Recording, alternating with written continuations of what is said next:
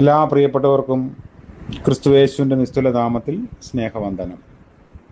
ഇന്നത്തെ നമ്മുടെ ധ്യാനത്തിനായി വിശുദ്ധ മത്തായി എഴുതിയ സുവിശേഷം 18-ാം അധ്യായം 9 മുതൽ 11 വരെയുള്ള വാക്യങ്ങൾ. മത്തായി 18-ന്റെ 9 മുതൽ 11 വരെ. നിന്റെ കണ്ണ് നിനക്ക് ഇടർച്ചയായാൽ അതിനെ ചൂന്നെടുത്ത് എറിഞ്ഞു കളകാം. 2 കണ്ണുള്ളവനായി അഗ്നി നരകത്തിൽ വീഴുന്നതിനേക്കാൾ ഒറ്റ കണ്ണനായി ജീവനിൽ കടക്കുന്നത് നിനക്ക് നന്ന്. ഈ ചെറിയവരിൽ ഒരുത്തനെ തുച്ഛീകരിക്കാതിരിപ്പാൻ സൂക്ഷിച്ചുകൊള്ളുവിൻ. സ്വർഗത്തിൽ അവരുടെ ദൂതന്മാർ സ്വർഗസ്ഥനായ എൻ്റെ പിതാവിൻ്റെ മുഖം എപ്പോഴും കാണുന്നു എന്ന് ഞാൻ നിങ്ങളോട് പറയുന്നു. കർത്താവിൻ്റെ പരിശുദ്ധ നാമം വാഴ്ത്തപ്പെടട്ടെ. ഏറെ പ്രാധാന്യം ഉള്ള ഒരു കാര്യമാണ് കർത്താവ് ഇവിടെ സൂചിപ്പിക്കുന്നത്. കയ്യോ കാലോ ഇടർച്ച വരുത്തുന്നുവെങ്കിൽ അതിനെ വിച്ഛേദിക്കണം.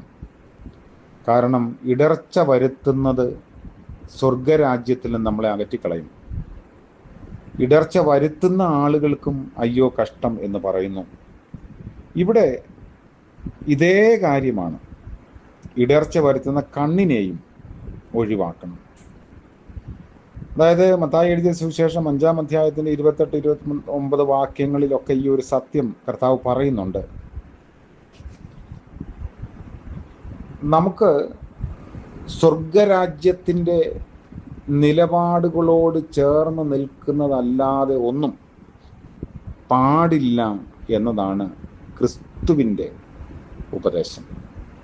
അത് സ്നേഹിതരാകാം, നമ്മുടെ ഇച്ഛകളാവാം, ഇടപെടലുകളാവാം, മോഹങ്ങളാവാം, എന്തുമായിക്കൊള്ളട്ടെ. അതുകൊണ്ടൊരു ക്രിസ്തീയ ധർമ്മോപദേശത്തിൽ ഈ കാര്യങ്ങൾക്ക് വളരെ പ്രാധാന്യമുണ്ട്. അതുകൊണ്ട് നമ്മൾ നമ്മുടെ ആത്മീയ ജീവിതത്തെ ക്രമപ്പെടുത്തുമ്പോൾ വളരെ ഗൗരവമായി ഇതിനെ കാണണം. ദൈവിക നിലപാടുകൾക്കും സ്വർഗരാജ്യത്തിൻ്റെ ധാർമ്മികതയ്ക്കും വിരുദ്ധമായത് നമ്മുടെ ജീവിതത്തിൽ സ്ഥാനം പിടിക്കാൻ പാടില്ല എന്നതാണ് വാസ്തവം. അത് നമ്മുടെ മോഹങ്ങളാവാം, നമ്മുടെ അധികാരമാവാം, പണമാവാം, സ്വാധീനങ്ങളാവാം, എന്തുമായിക്കൊള്ളട്ടെ.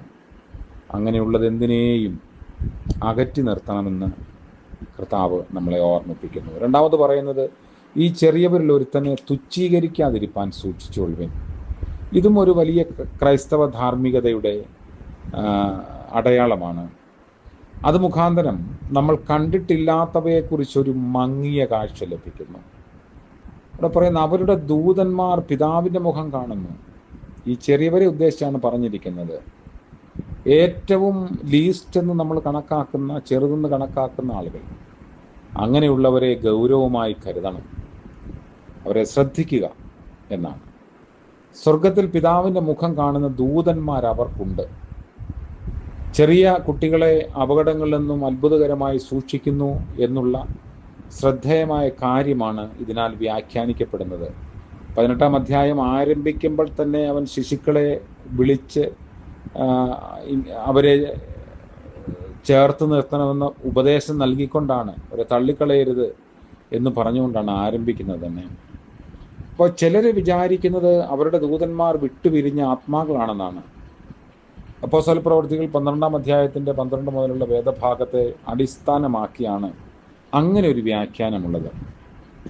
ഇത് അംഗീകരിക്കാനുള്ള വിഷമത ഇങ്ങനെയാണ്. അതായത് ഇത് ഇപ്പോൾ സംഭവിക്കുന്ന കാര്യങ്ങളുടെ ബന്ധത്തിലല്ല, പിന്നെയോ കുട്ടികളുടെ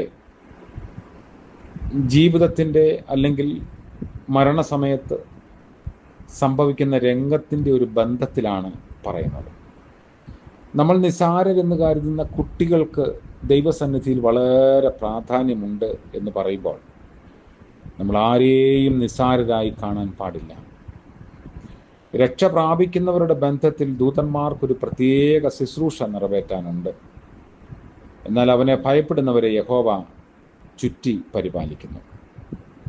ലോകത്തിൻ്റെ രാജാക്കന്മാർക്കും അധികാരികൾക്കും അവരുടെ അംഗരക്ഷകന്മാരും അകമ്പടി പട്ടാളവും അവരുടെ പരിപാലനത്തിനുണ്ടായിരിക്കുമെങ്കിൽ ദൈവമക്കൾക്ക് സ്വർഗത്തിലെ സേനയുടെ പരിപാലനമുണ്ട്.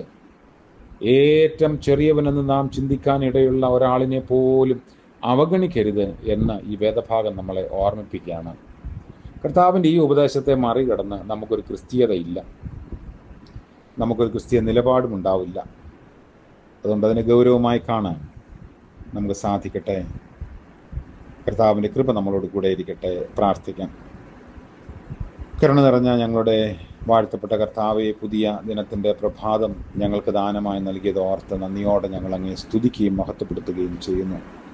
എല്ലാവരെയും ശ്രേഷ്ഠരായി കാണാനും അംഗീകരിപ്പാനും എന്നാൽ ദൈവിക നിലപാടുകളിൽ നിന്ന് വ്യതിചലിക്കാതിരിക്കാനും ഒക്കെയുള്ള കൃപ ഞങ്ങൾക്ക് നൽകുകയും ചെയ്യണമേ. ഇന്ന് പകൽക്കാലം അങ്ങനെയുള്ള തീരുമാനത്തോടെ ജീവിപ്പാൻ, അതിൽ നിന്ന് വ്യതിചലിക്കാതിരിക്കാനുള്ള കൃപയും ഒക്കെ ഞങ്ങൾക്ക് നൽകണമേ.